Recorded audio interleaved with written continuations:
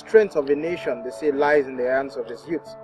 And the youth, we are told, are the future of tomorrow. But today, the case is different, as the Nigerian youth is marginalized, victimized and impoverished by the very same people that have promised us the future tomorrow. That is why we are here today to speak to one of Nigeria's influential young individuals, in the person of Comrade Pelumi Olajengbesi. He will be taking us through his life and times, his success story. He will be giving us his opinion on the Not Too Young to Go bill and what he thinks about the Nigerian youth and leadership.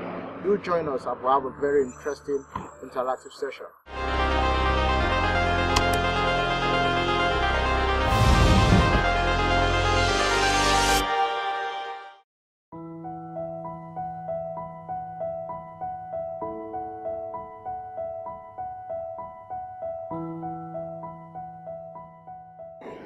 I'm Olajengbesi Pelumi by name. I'm a legal practitioner and that's all I do. I'm a person who appreciates life and who believe that we must bring value to life.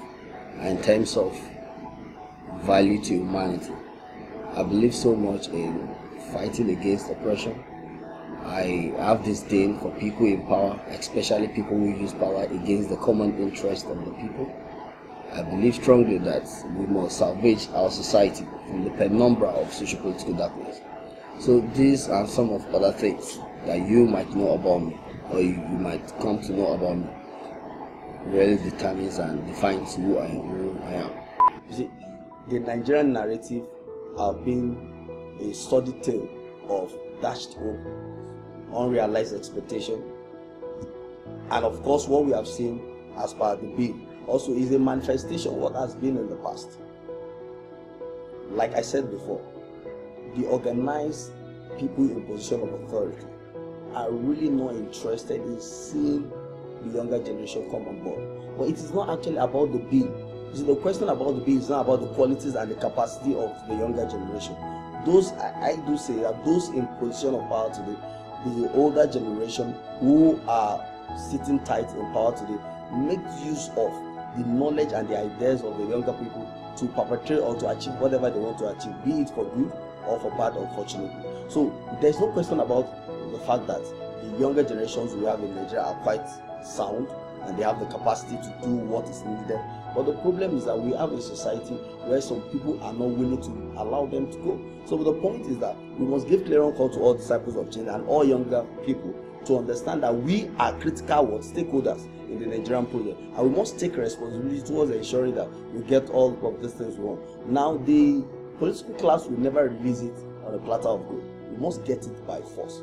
And getting it by force is not necessarily through violence, but it's about conscientizing everybody to understand our stake in the political narrative of the country called Nigeria. And let me quickly tell you that the younger people also have a major stake in determining who become their leaders. About 80% of people voting in every of the successive elections in Nigeria are young people, are people who fall within the categories of youth. So it means that the youth have the might, the capacity, the legal strength, to turn around our fate. Now, with what we have presently on ground, I heard that the National Assembly have come out to say that okay, they are only changing the brand, the name of the bill, not killing the bill. But as a matter of fact, what we have seen so far is an intention to mess up the bill. The youth are more than ready. You see, we have young people who have strong determination, who have clear focus, who have sense of direction, and who are determined at ensuring that we have sanity in our society. We have them all over the place. The challenge is that they are not encouraged. And also, we also have question of our value system. You see, over time, we have poverty of leadership and ideas. It has also degenerated into our value system. So the young man out there is not thinking basically about taking leadership necessarily, but how to survive. Because we have a society where people have to go through, difficult, terrain to survive and to make it in life. So I believe strongly that our youth are competent. They have the capacity, they have the knowledge, they have the wherewithal to do all that is necessary to ensure that we have a better society in our country.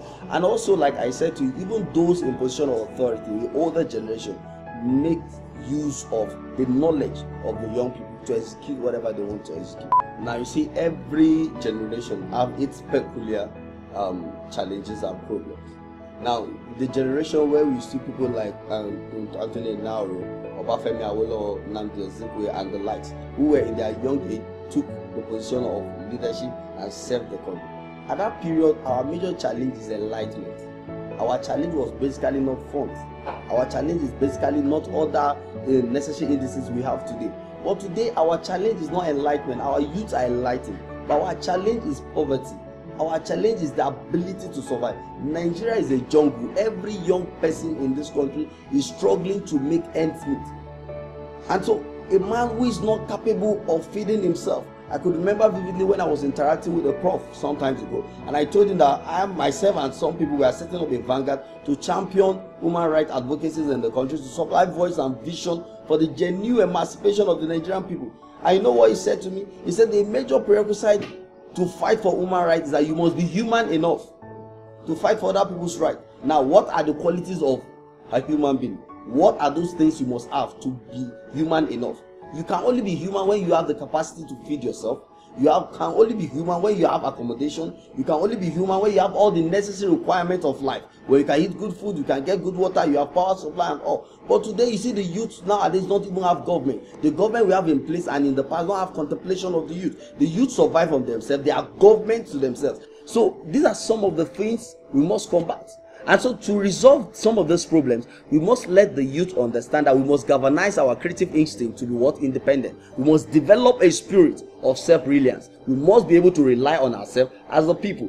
And how do we rely on ourselves? We must create solutions to some of the problems in our society. And by solving some of the problems in our society, we'll be solving our own problem too.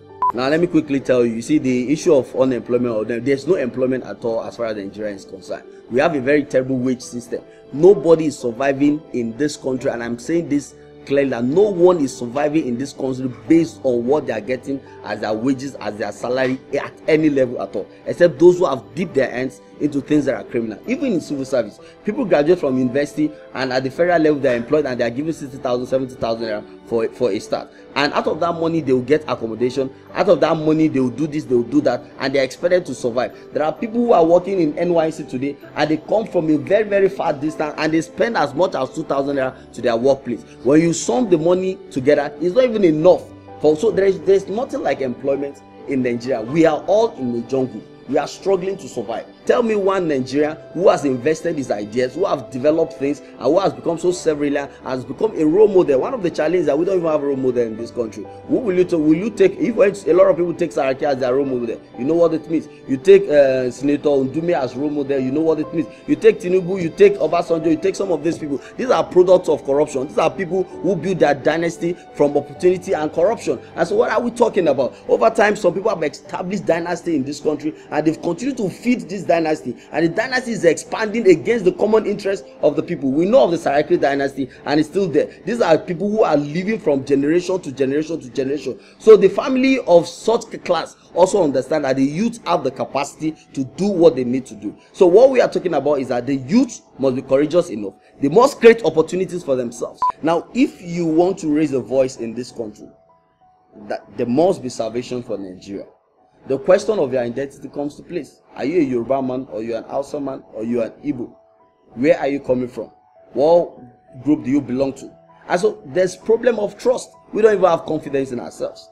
You get it? So a lot of things must be addressed as per the structure of our country, so that unanimously we can see ourselves as a people of a common consanguinity, that we believe that we have a stake in ensuring that we have sanity in our society. But at the moment, what we have today is that it's about struggle.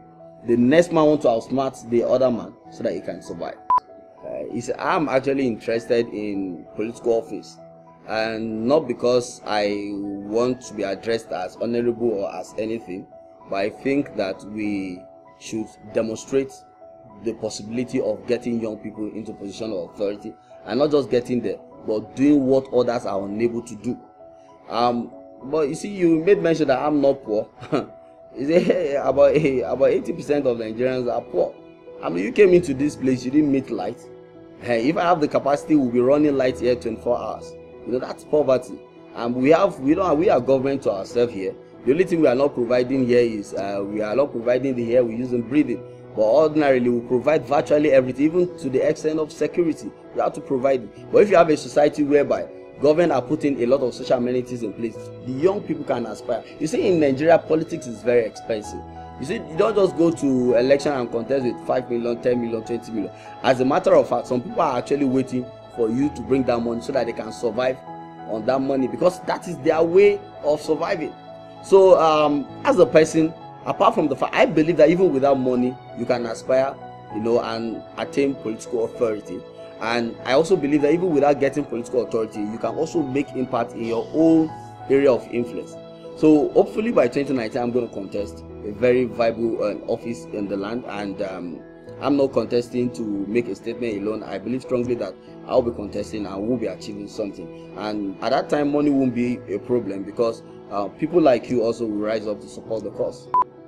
So the best thing that can inspire you is the state of disappointment, the state of lawlessness, the state of poverty in the society. I got inspiration from the fact that I felt that I have nobody to survive. I have no opportunity from anywhere. When I got into University of Abuja, I was taking admission into University of Abuja and I was told to pay 70,000 there. And I told my friend that if I'm giving that 70,000 there, I won't go to university again. I was that very poor. And that's the truth. I said I won't go to university again, that I'll go and use that 70,000 naira to go and establish a business. But we've gone past that level. I've sold pure water in Gwagwalada before. Yes, I've done businesses and the records are there. When Adilabu started the business of school, I have a book that a compendium of some of the narrative of things that transpired in University of Abuja. But I was courageous, I was determined. I knew quite alright that I'm going somewhere. And so that's been my journey anyway. And so we've seen a lot of stages. The truth is that when you know where you're going to, any road will take you there. You must just keep trying, keep making effort. But at the end of the day, you get results.